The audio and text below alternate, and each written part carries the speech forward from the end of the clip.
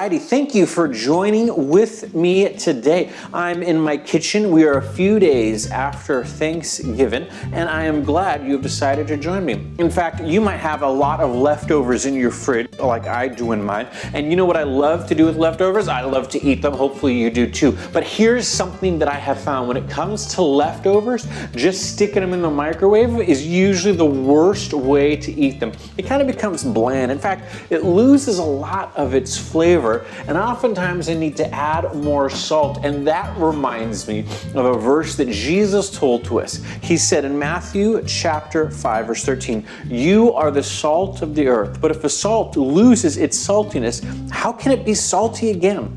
You are the salt of the earth." You know what that means?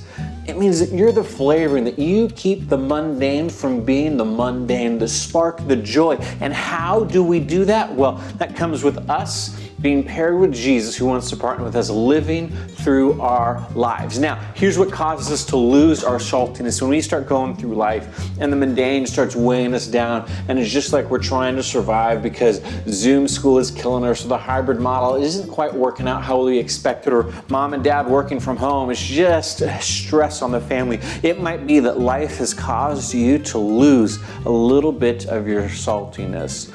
But don't just throw your life in the microwave trying to survive one day at a time. I truly believe there is a way to thrive, and that comes when that comes down to this idea of change. Most of us don't like change because we feel like we're losing something in change. But if we see change as God preparing something in us for us to grow, for us to develop, well, there's a whole lot more to that. I'm reminded of one of the first stories we have in the Christmas story. It's when the angel appeared to Mary. He said to her, "Look, you're going to have a son, and it's not going to make sense because biologically it's not going to work like how you think it should work, but you're going to have a son. It's going to be Jesus, and he's going to change the world because he's going to be the savior of the universe." That is a big change. And instead of going through life like the mundane and just trying to get through it, you know what Mary says? She says, "May it be unto me as you have said." She said, "Let it be so."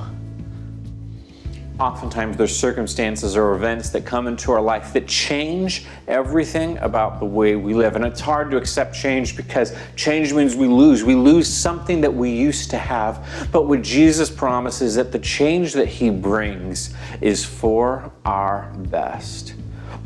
There might be change that needs to be brought into your life that involves you letting go of something, and that's tough. But if Jesus is asking you to let go of something, perhaps it's best. Now, there might be change where God is trying to put something else in your hand, and unless you open up your hand to him, you won't be able to catch it.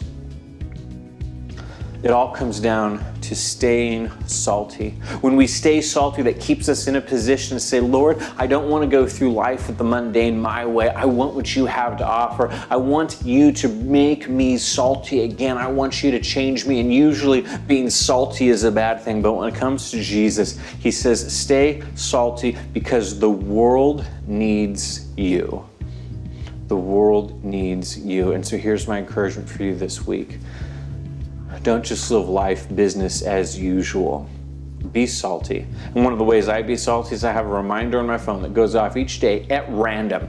And it reminds me to be salty. Not in the negative sense, not to be mean to someone, but be salty in the sense of giving God thanks for what I'm doing right there in that moment. That saltiness, that choosing to thank God, that stirring things up and saying, "God, no matter what it is, whether you're asking me to smile at someone, buy them a cheeseburger, or man, like he did to Mary, Jesus is coming through you, may your saltiness, well,